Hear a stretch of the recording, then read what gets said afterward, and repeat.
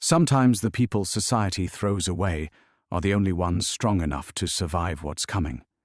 The Cascade Mountains of Washington stretched endlessly into the February storm, their peaks lost in a wall of white that had been falling for 3 days straight. Dr. Sarah Chen pressed her face against the cracked window of the overturned medical transport van, watching ice crystals form on the glass as her breath fogged the air. 20 feet below, the ravine yawned like an open mouth, waiting to swallow them whole. The van's rear wheels spun uselessly in the air, its front end wedged against a boulder that was the only thing keeping them from plummeting to their deaths. Inside the van, 2 other women lay unconscious. Maria, whose muscular dystrophy had left her dependent on a ventilator that was now running on emergency power, and Rebecca, blind since birth, who had been traveling to a specialist in Seattle.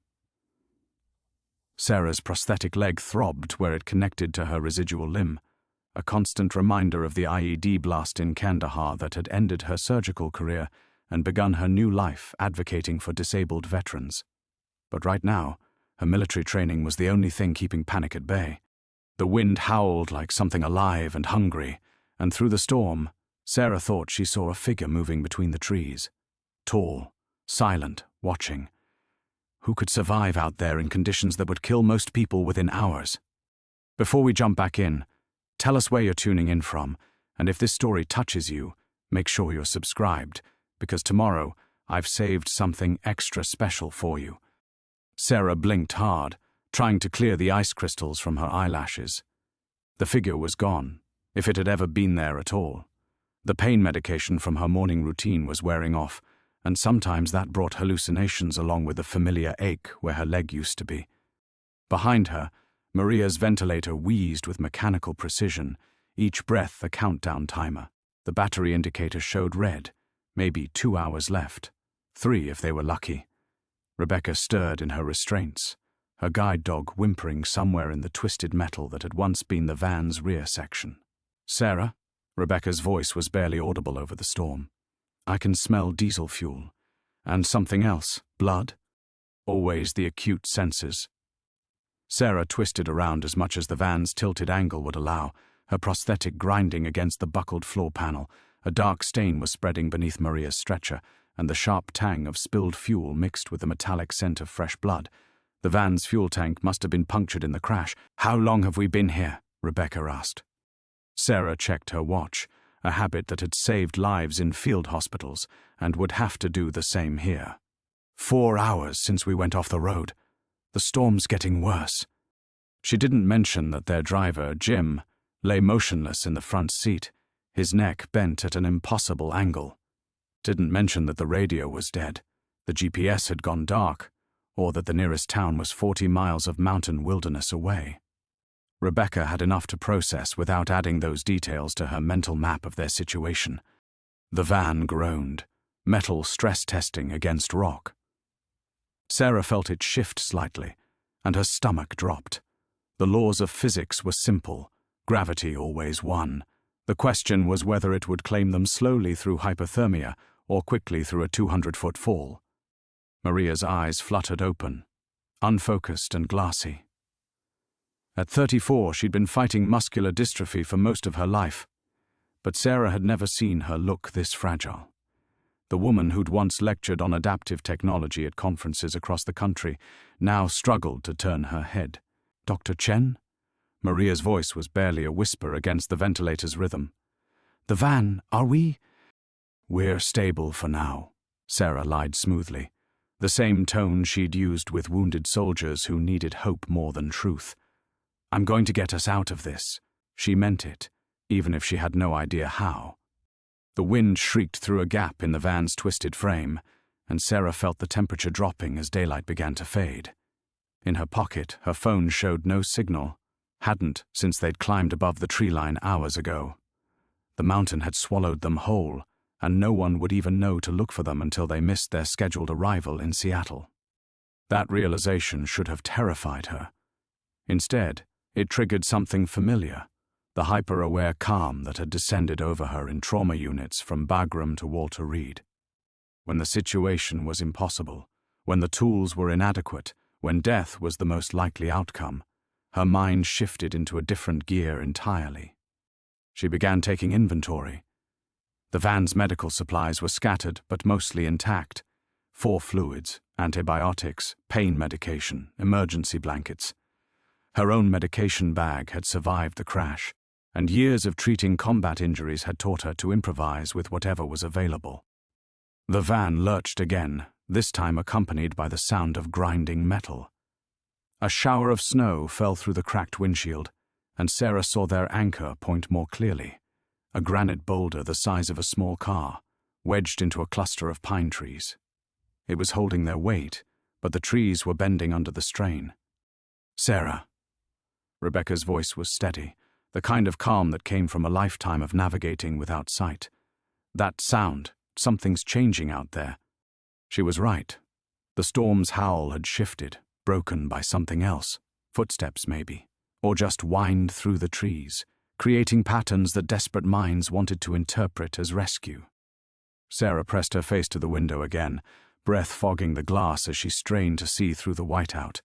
Nothing, just endless snow and the dark line of the forest below. But then she heard it, a sound that definitely wasn't wind, metal tapping against metal, rhythmic, deliberate. Someone was outside. "Hello," Sarah called out, her voice echoing strangely in the van's confined space. "We need help! Medical emergency!" The tapping stopped.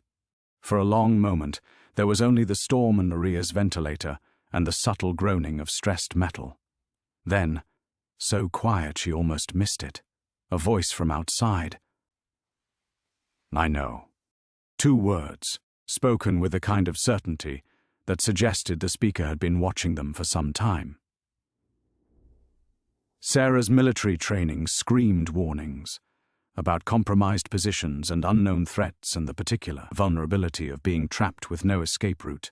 But Maria's ventilator wheezed another breath closer to empty, and the van shifted again on its precarious perch. Sometimes survival meant choosing between bad options and worse ones. The ordinary world. Weeks earlier.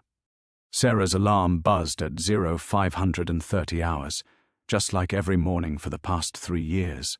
Military precision remained the only thing keeping her life from complete chaos, even though her war had officially ended the day she'd woken up at Walter Reed, missing her left leg below the knee. She rolled out of bed in the same sequence every time. Right leg down first, prosthetic locked and positioned, 3 seconds to adjust for morning joint stiffness. The routine was sacred. Deviation meant phantom pain that would haunt her for hours. Her Capitol Hill apartment was small but strategically organized. Everything within arm's reach, sight lines clear, no obstacles between bedroom and bathroom. Living alone meant no one witnessed the morning ritual. Medication first, then the careful examination of her residual limb for pressure sores or swelling. The prosthetic came next, liner rolled on with practiced efficiency, socket aligned, suspension engaged. Another day in paradise, she muttered to her reflection. The same joke that had gotten old 6 months after amputation, but somehow still provided a thin barrier against the alternative, which was admitting that Dr. Sarah Chen, former trauma surgeon, current disability rights advocate, was barely holding her shit together. Her phone buzzed with a text from Marcus Coffey in 20. New case came in overnight. Marcus Rivera had been her physical therapist at Walter Reed, then somehow became her closest friend when they'd both moved to Seattle. He worked at Harborview now. She ran advocacy cases through the Disability Law Center. They met for coffee twice a week, which was about as much social interaction as she could handle. "Make it 30, she texted back. Phantom pain acting up. It wasn't entirely true, but Marcus would understand. He'd witnessed enough of her breakdown in those early months to recognize when she needed space to breathe. The coffee shop was 3 blocks away. Walkable distance on good days, Uber required, when the prosthetic wasn't cooperating. Today fell somewhere in between, the kind of functional discomfort that reminded her with every step that this wasn't the life she'd planned. 5 years ago, she'd been chief surgical resident at Johns Hopkins, engaged to David, considering whether to accept the position at Seattle Children's Hospital or the fellowship opportunity in pediatric trauma surgery. Then came the deployment to Afghanistan, the roadside bomb outside Kandahar, and the long, difficult education in how quickly a life could pivot from everything to nothing. Marcus was already waiting at their usual table, case file open beside his laptop, tall, dark-skinned, with the kind of infectious optimism that should have been annoying, but somehow wasn't. "Transport case," he said without preamble, sliding the folder across the table. 3 patients, medical transport from Eastern Washington to Seattle. Insurance is fighting the specialized van requirement. Sarah scanned the files while her latte cooled. Maria Santos, 34, muscular dystrophy, ventilator dependent. Rebecca Williams, 28, blind from birth, traveling with her guide dog for a corneal surgery consultation. Jenny Park, 19, spinal cord injury from a climbing accident 6 months prior. "Standard insurance bullshit," Sarah said, but something about the case files caught her attention. All 3 women were being transported from the same rehabilitation facility in Spokane. All 3 had similar appeals processes that had been delayed by the same caseworker. "What's the timeline?" "Transport is scheduled for next Friday, February 10th. They want to fight the coverage, make them take separate ambulances spread over 3 weeks. Sarah looked up from the files. "That's inhumane. Maria can't be separated from her equipment for that long, and Rebecca's surgery is time-sensitive." "I know. That's why I called you." Marcus leaned forward, his expression serious. "But there's something else. The transport company they're fighting to avoid? Mountain Medical Transport. They specialize in disability cases, and their safety record is spotless. The insurance company wants to use their preferred vendor instead. Let me guess. Lowest bidder, always." Sarah felt the familiar surge of anger that had driven her advocacy work for the past 3 years. The same systemic disregard for disabled lives that she'd experienced firsthand during her own recovery. Insurance companies that viewed accessibility as an unnecessary expense. Medical systems that treated disabled patients as burdens rather than people. "I'll take the case," she said, already mentally drafting the appeals paperwork. "But I want to meet them first. All 3. Road trip to Spokane? Or I could ride along on the transport. Make sure everything goes smoothly." The idea formed as she spoke it. Sometimes insurance companies back down when they know someone's watching. Marcus raised an eyebrow. "You sure about that? February weather over the passes can be brutal." Sarah looked down at the case files again, seeing her own face in their photographs. 3 women fighting for basic dignity in a system designed to exhaust them into compliance. "They shouldn't have to fight this alone," she said. What she didn't say was that helping them felt like the only time her life had purpose anymore. That the space between her former self and current existence had become unbearable without these cases to fill it. That riding along on a medical transport to advocate for 3 strangers might be the closest thing to meaningful work she'd found since Afghanistan. Marcus nodded slowly. "I'll make the calls." 3 days later, Marcus called with news that changed everything. "The insurance company caved," he said, his voice carrying an odd note of surprise. "Full coverage for Mountain Medical Transport. Premium van, specialized equipment, the works." Sarah paused in her morning routine, prosthetic half attached. "They never caved that fast. What happened?" "That's the weird part. Their caseworker, the one who'd been stonewalling all 3 appeals, she apparently had a change of heart.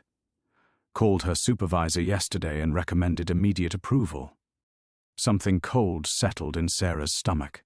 In 3 years of advocacy work, insurance companies fought every claim to the bitter end. They didn't have changes of heart. "Did you talk to her directly?" "Tried to. She's out of the office indefinitely. Family emergency." Marcus's pause carried weight. "Sarah, there's something else. I did some digging into Mountain Medical Transport. I thought you said their safety record was clean."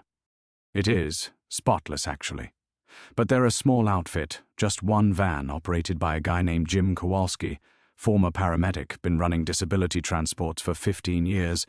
The weird thing is he specifically requested that the transport go through the mountain passes instead of the usual coastal route." Sarah finished attaching her prosthetic, mind working through the implications. Weather concerns? That's what he told the scheduling coordinator. Said the coastal route has construction delays that could add 6 hours to the trip. But Sarah, I checked with the DOT. There's no construction scheduled on Highway 101. The coffee shop felt different when she met Marcus an hour later.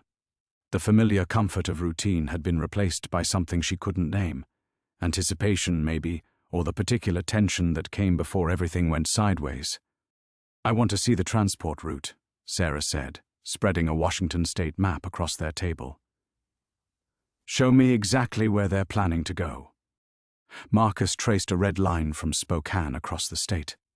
Instead of the standard route that followed major highways and stayed near populated areas, this path cut directly through the Cascade Mountains. Highway 2 through Stevens Pass, then down mountain roads that barely qualified as secondary routes. It's actually faster, Marcus admitted, assuming weather conditions are good. Cuts about 90 minutes off the total drive time. And if weather conditions aren't good, then it's a death trap. Those mountain roads don't get plowed regularly, and there are sections where you're 40 miles from the nearest town. Sarah studied the map, her finger following the route through terrain she recognized from her own recovery trips to mountain rehabilitation centers. Steep grades, hairpin turns, drop-offs that disappeared into wilderness. Beautiful country in good weather. Lethal in a February storm. What's the forecast? Marcus pulled up his phone. That's the other thing. There's a storm system moving in from the Pacific. Big one. Snow levels dropping to 2,000 feet, with the worst of it hitting the mountains Friday afternoon. The same day as the transport. Yeah. Sarah felt the familiar sensation of pieces clicking into place. The same intuitive recognition that had made her a good surgeon and kept her alive in combat zones. When too many coincidences aligned, they usually weren't coincidences. I need to talk to the patients, she said. All 3 of them. Today. Sarah, what aren't you telling me? She looked at her friend, this man who'd helped rebuild her life, one physical therapy session at a time, who'd earned the right to honest answers.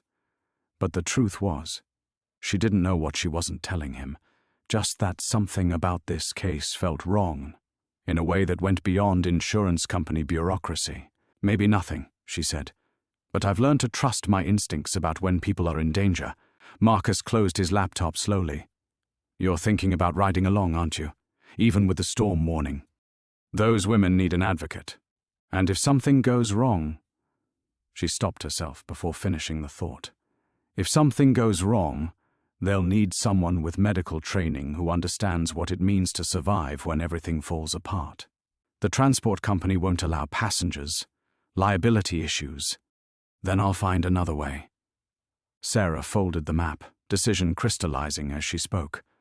I can drive separately, follow the same route, be there if they need help. Sarah, that's insane. You'd be driving solo through mountain passes in a blizzard. I've handled worse. The words came out harder than she intended, carrying echoes of desert highways and IED craters, and the particular clarity that came with mortal danger. These women deserve someone in their corner who won't abandon them when things get difficult. Marcus was quiet for a long moment, studying her face with the practiced eye of someone who'd witnessed her lowest points. This isn't just about them, is it? No, it wasn't. This was about purpose, about finding meaning in a life that had been stripped down to medical appointments and phantom pain, and the endless repetition of days that felt like waiting for something that would never come. Friday morning, Sarah said. I'm going. Marcus stared at her across the coffee shop table, his expression cycling through concern, frustration, and something that looked like recognition.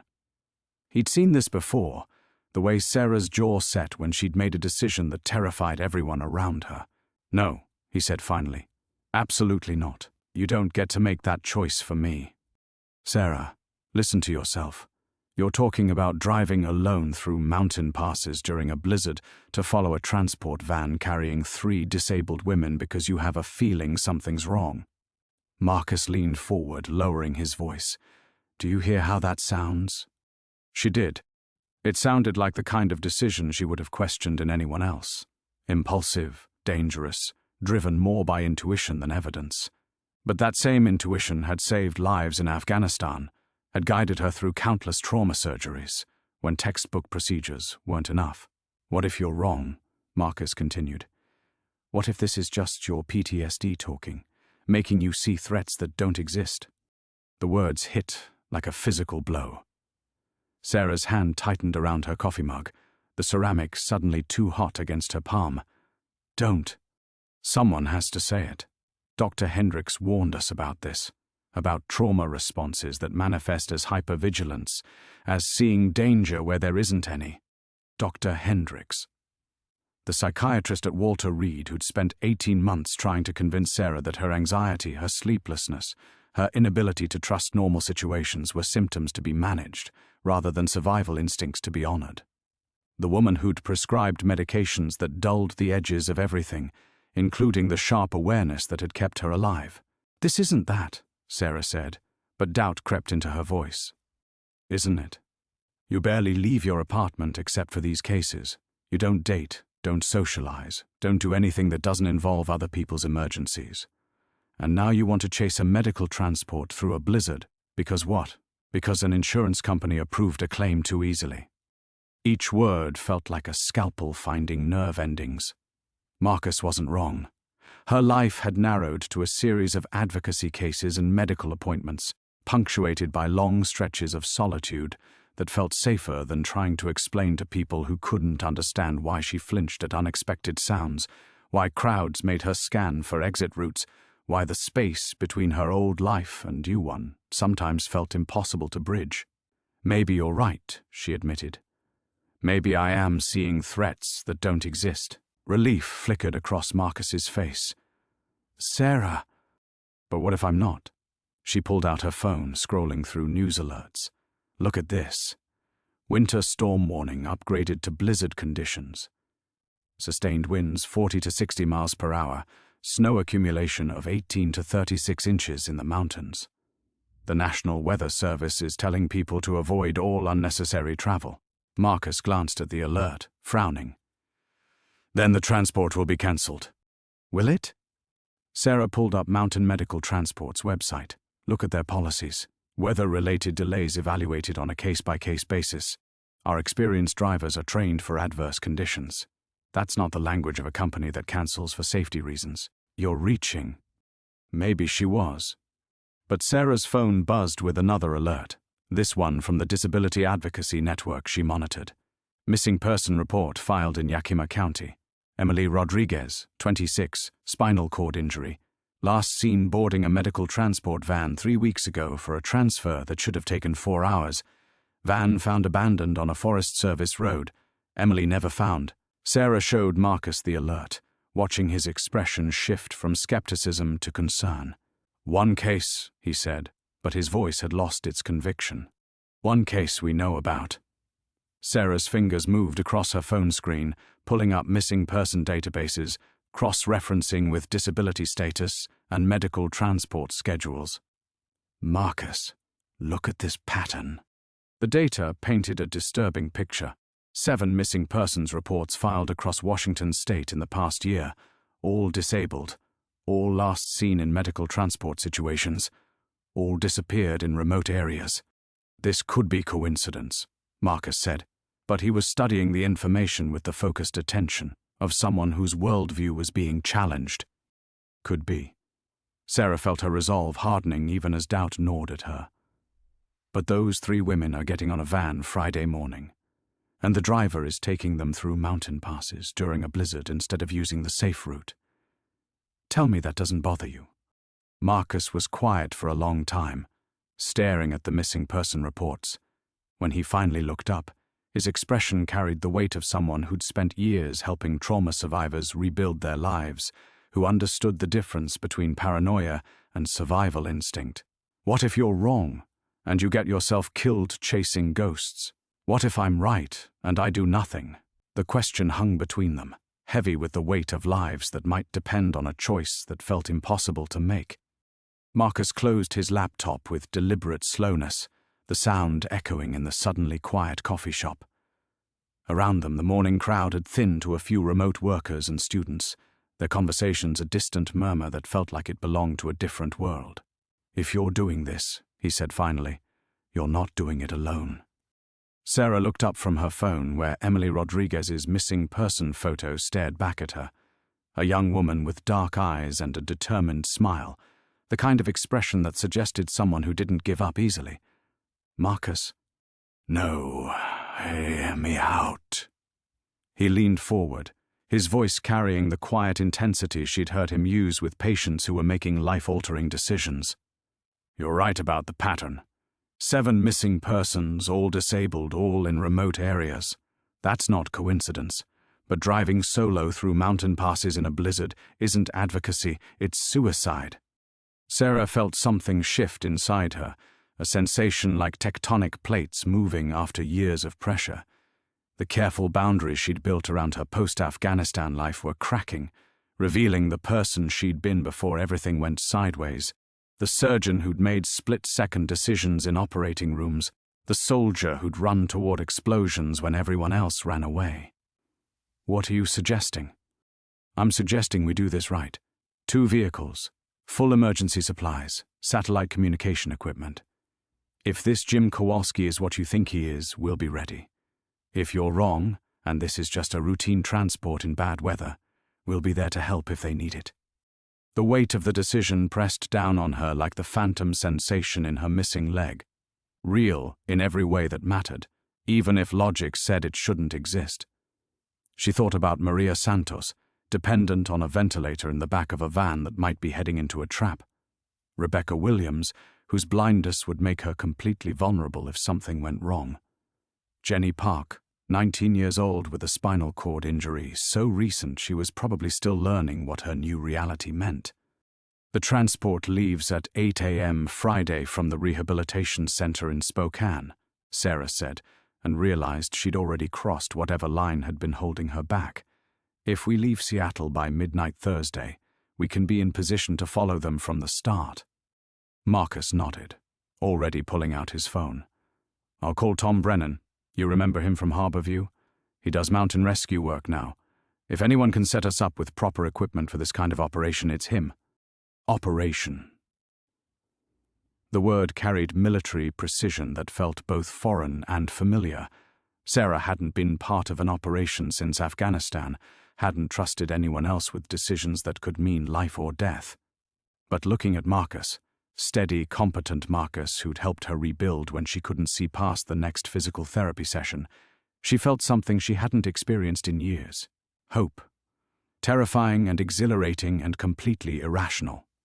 "I need to call work," she said, already mentally cataloguing the cases she'd need to reschedule, the meetings that would have to wait. "Tell them I'm taking emergency leave." "For how long?" Good question. If they were wrong, they'd be home by Saturday with nothing more dramatic than frostbite and wounded pride.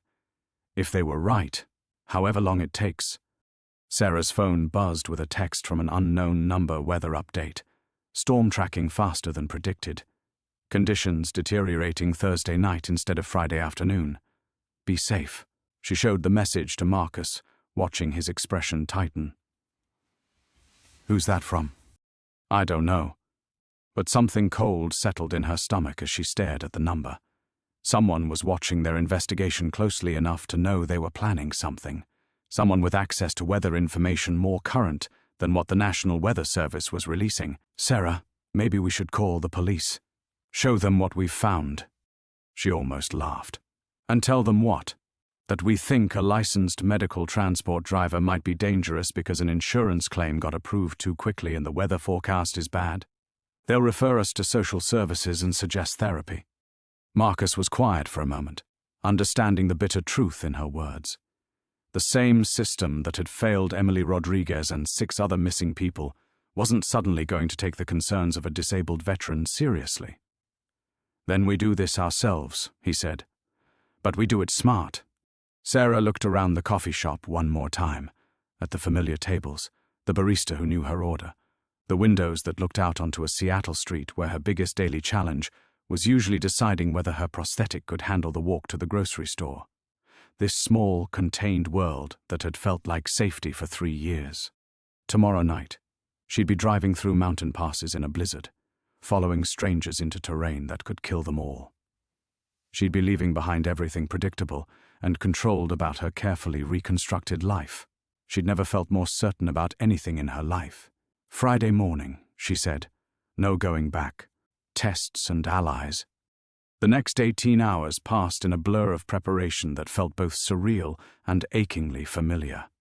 Sarah found herself moving with the methodical precision she'd learned in combat zones, breaking down an impossible mission into manageable components.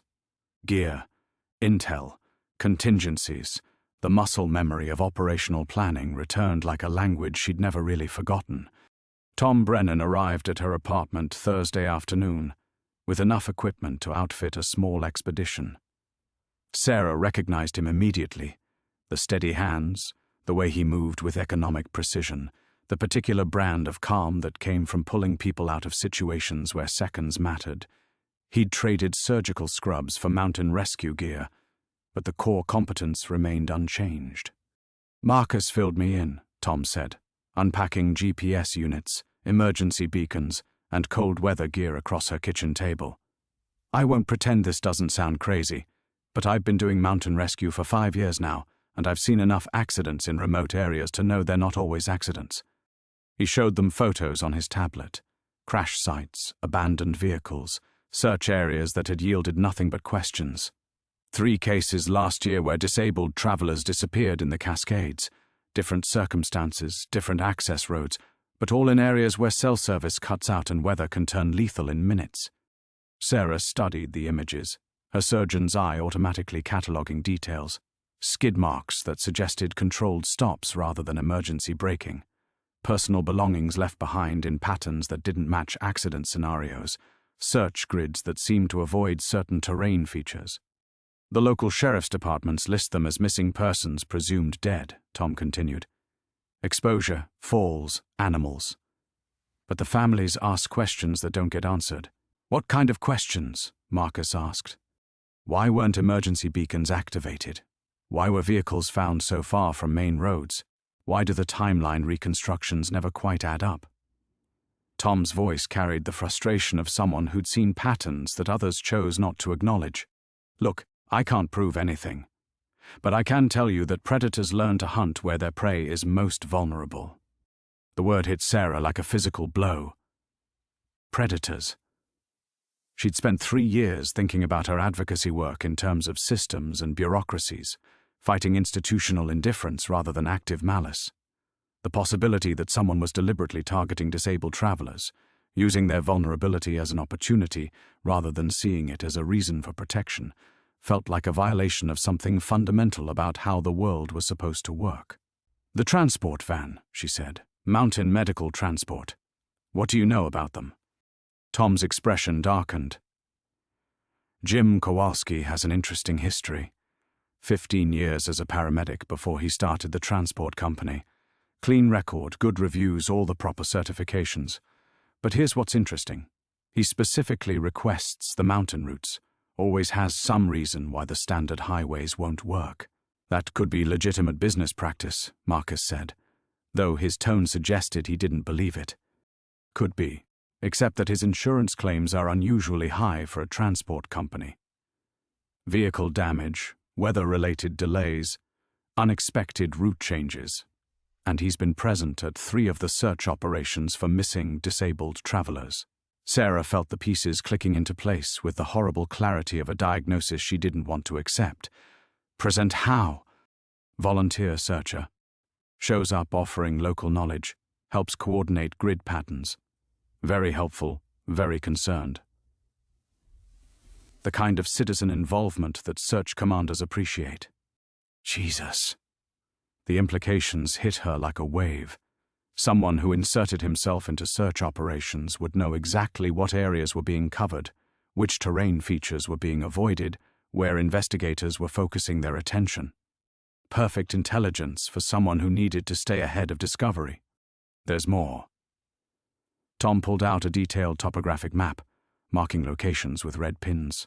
Every disappearance happened near old logging roads or mining access routes. places where vehicles can get deep into wilderness areas without using main Forest Service roads that have regular patrols. Sarah traced the pattern with her finger, seeing a hunting ground mapped out in missing person reports. Remote, isolated, places where someone could work without interruption.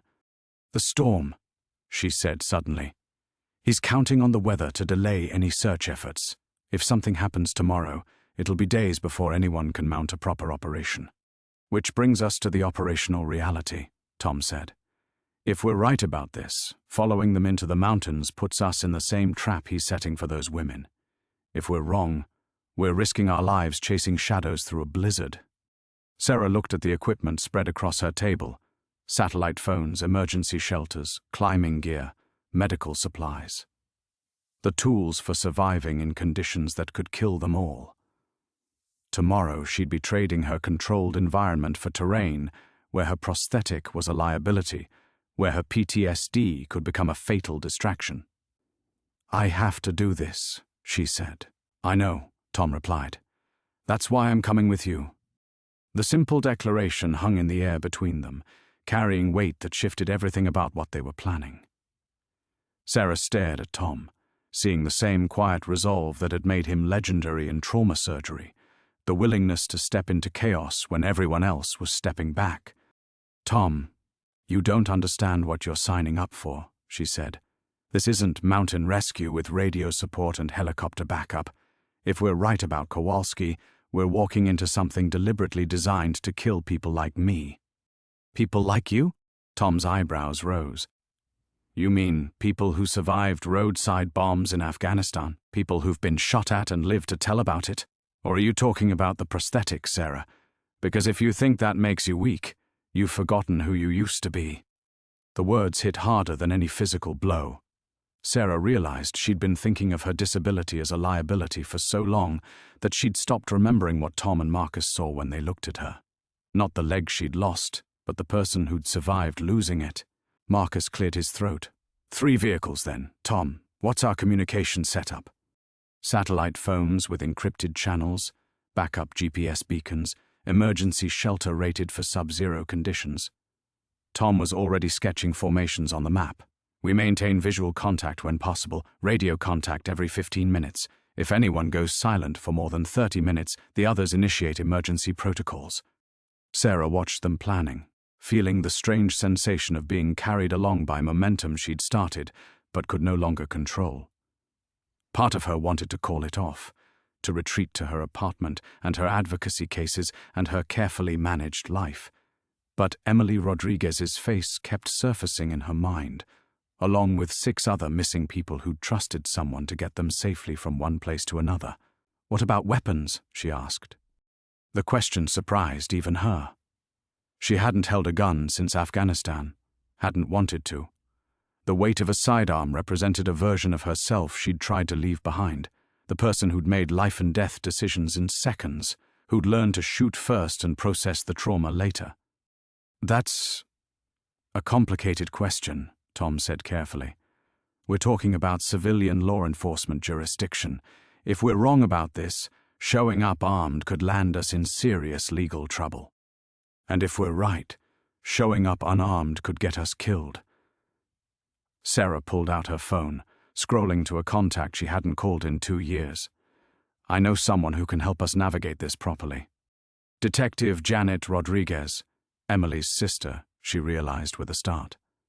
The family member who'd been asking the uncomfortable questions about her sister's disappearance. The cop who'd been stonewalled by agencies that didn't want to investigate missing persons cases that might reflect badly on their clearance rates. The phone rang 3 times before a tired voice answered. "Rodriguez. Detective, this is Dr. Sarah Chen. We spoke 2 months ago about your sister Emily's case." A pause. "Dr. Chen, has something developed?" "Maybe. I need to meet with you tonight. I think Emily's disappearance is connected to other cases, and I think it's about to happen again." "What are you talking about?" Sarah looked at Tom and Marcus, seeing her own commitment reflected in their expressions. 3 people who decided that being wrong was a risk they could live with, but doing nothing wasn't. I'm talking about a medical transport that's taking 3 disabled women through the Cascades tomorrow during a blizzard. I'm talking about a pattern of disappearances that nobody wants to acknowledge. And I'm talking about us being the only people in a position to do something about it. Another pause, longer this time. Where do you want to meet? My apartment. Bring whatever files you have on Emily's case and the others. And detective, if I'm right about this, we're going to need someone with arrest authority tomorrow.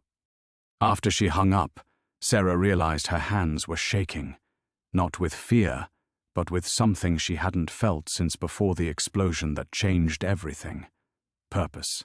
The bone-deep certainty that came from knowing exactly what needed to be done, regardless of the cost.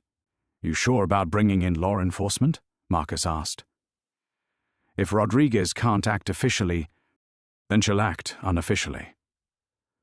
Sarah began organizing the equipment Tom had spread across her table, her movements taking on the crisp efficiency of pre-mission preparation. Emily was her sister. Sometimes that matters more than jurisdiction. Outside, snow had begun falling, fat, heavy flakes that caught the streetlight and disappeared into darkness. The storm was arriving ahead of schedule, just like the anonymous text had warned. In 12 hours they'd be driving into conditions that could kill them all, chasing a van full of vulnerable people toward terrain that had already swallowed 7 others. Sarah looked around her apartment one more time, memorizing details that might matter if she didn't come back. Then she started packing for war. Detective Janet Rodriguez arrived at 11:47 p.m., carrying a banker's box that looked like it had been kicked down a flight of stairs. Sarah's apartment felt smaller with 4 people and enough gear to outfit a military operation, but the cramped quarters somehow made everything feel more real, more immediate. Before we start, Rodriguez said, setting the box on Sarah's coffee table with a heavy thud, I need you all to understand something. What I'm about to show you represents 3 years of unofficial investigation into cases that my department considers closed. If this goes sideways tomorrow, I'm looking at suspension, possibly criminal charges for interfering with federal jurisdiction. She opened the box, revealing manila folders, photographs, and what looked like hand-drawn maps covered in red ink. But my sister trusted someone to get her safely to a medical appointment, and she never came home. So here we are. Sarah pulled out the first folder. Emily Rodriguez, 34, spina bifida, disappeared March 15th during what should have been a routine transport to a specialist in Wenatchee. The photos showed a vibrant woman with dark eyes and an infectious smile, nothing like the clinical missing person description Sarah had memorized. Tell me about the transport company, she said. Mountain Medical Transport. Licensed, bonded, all the paperwork in order. Rodriguez's voice carried the frustration of someone who'd run into bureaucratic walls for months. Jim Kowalski's been operating for 8 years. Never had a serious complaint until the disappearances started. Tom spread his maps across the table next to Rodriguez's files. These other cases, were they all his company? 4 of the 7. The other 3 were different transport services, but guess who showed up to help with the search efforts? Rodriguez pulled out photographs from search operations, groups of volunteers in rescue gear standing around command vehicles. In 3 separate photos, spanning 18 months, the same bearded face appeared among the searchers. Sarah felt ice settle in her stomach. He's been hunting them. That's what I think. But thinking and proving are different things, especially when the crime scenes are scattered across 3 counties and 2 federal jurisdictions. Rodriguez leaned forward, her cop instincts fully engaged. What exactly are you planning to do tomorrow? Marcus answered before Sarah could speak. Follow the transport van, maintain visual contact, document anything suspicious. And if you're right about Kowalski, if you witness him attempting to harm those women? The question hung in the air like smoke. Sarah realized they'd spent so much time planning the logistics of following the van that they hadn't fully confronted what they'd do if they actually caught a predator in action. We stop him, she said, surprised by the certainty in her own voice. Whatever that takes. Rodriguez studied her for a long moment. Dr. Chen, I've read your military file. I know what you're capable of. But this isn't Afghanistan, and Jim Kowalski isn't a Taliban operative. No, Sarah agreed. He's worse. The Taliban never pretended to be helping the people they killed. Tom cleared his throat. What about backup? If we call for help from the mountains? Response time in good weather is minimum 45 minutes to the closest access points, Rodriguez said. In a blizzard? Could be hours, if at all. She pulled out a topographic map marked with search grids. These are the areas where vehicles have been found. Notice anything? Sarah traced the pattern immediately. They're all near cell dead zones, places where GPS tracking gets intermittent, where emergency calls won't go through. Exactly. And they're all accessible by old logging roads that don't show up on standard maps but are perfectly navigable if you know where you're going. Rodriguez tapped several points with her finger. Kowalski knows this terrain like his backyard. If he's what we think he is, he's been preparing these sites for years. The implications crashed over Sarah like a cold wave. They weren't just following a transport van into bad weather. They were walking into a killing ground that had been carefully selected and prepared by someone who understood exactly how to make people disappear. There's something else, Rodriguez continued, pulling out a file marked with evidence tape. Emily's wheelchair was found 3 miles from her transport van, 3 miles uphill, through terrain that would be impossible for someone with her mobility limitations to navigate alone, meaning someone carried her, Tom said grimly, or forced her to try. Rodriguez's voice carried the particular pain of a cop who'd seen too many crime scenes. Either way, she didn't end up there by accident. Sarah looked around the table at 3 people who were willing to drive into a blizzard chasing a killer, based on circumstantial evidence and a pattern that law enforcement had dismissed as coincidence. It should have felt insane. Instead, it felt like the most rational thing she'd done since leaving the army. The transport leaves in 8 hours, she said. Anyone want to change their mind? Nobody moved. Outside, the snow was falling harder now, already beginning to stick to the windows. Somewhere in the storm, 3 women were probably sleeping peacefully, trusting that tomorrow would bring them safely to their destination. Sarah began checking her gear one final time, her hands moving with muscle memory that reached back to pre-mission preparations in forward operating bases. This time, though, she wasn't just fighting for survival. She was fighting for people who'd been written off as acceptable losses. The first sign that everything was going wrong came at 6:47 a.m., when Detective Rodriguez's phone buzzed with a priority alert from dispatch. Mountain Medical Transport called in a route change, she said, her face pale in the pre-dawn darkness of Sarah's living room. Weather conditions forced them to take Highway 2 instead of I-90.